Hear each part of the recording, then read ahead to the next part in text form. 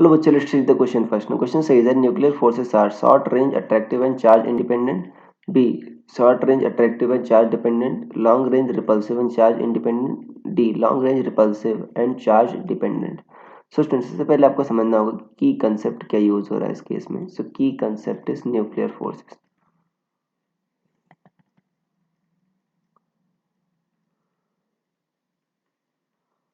Nuclear forces, देखो जो nuclear forces क्या होते हैं, ये आपकी न्यूक्लियस के अंदर ही लगते हैं, राइट. न्यूक्लियस के अंदर प्रोटॉन और न्यूट्रॉन होता है. अब देखो बच्चों, प्रोटॉन प्रोटॉन के बीच तो रिपल्शन लगता है, तो स्टेबल कैसे रहता है? क्योंकि प्रोटॉन प्रोटॉन, प्रोटॉन न्यूट्रॉन और न्यूट्रॉन न्यूट्रॉन के बीच एक स्ट्रॉन्ग न्यूक्लियर फोर्स लगता है. क्या लगता है? इसको कहते हैं स्ट्रॉन्ग न्यूक्लियर फोर्स. क्यों? क्योंकि इसका बच्चों मैग्नीट्यूड बहुत स्ट्रांग होता है, राइट. तभी देखो प्रोटॉन प्रोटॉन के रिपल्शन को बैलेंस कर पाता है. और ये बच्चों देखो, आपका ऐसा नहीं सिर्फ चार्ज पार्टिकल्स पर लगता है, प्रोटॉन प्रोटॉन पर भी लगता है, प्रोटॉन न्यूट्रॉन पर भी लगता है. जबकि न्यूट्रॉन क्या है आपका? चार्जलेस है. न्यूट्रॉन न्यूट्रॉन के बीच भी लगता है. तो ये चार्ज इंडिपेंडेंट होता है. क्या होता है?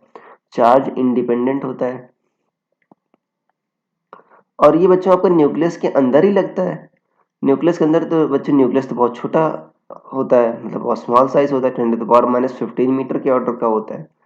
तो ये बच्चों आपका शॉर्ट रेंज फोर्स होता है. और ये क्या होता है? अट्रैक्टिव फोर्स होता है, राइट. क्योंकि बच्चों प्रोटॉन प्रोटॉन को अट्रैक्ट कर रहा है ये, तो ये अट्रैक्टिव फोर्स है, शॉर्ट रेंज फोर्स है, राइट. और चार्ज इंडिपेंडेंट है.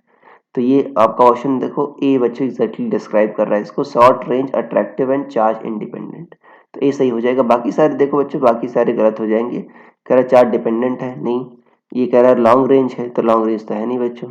सी एंड डी गलत हो जाएगा इसलिए. So I hope you understood it well. Best of luck.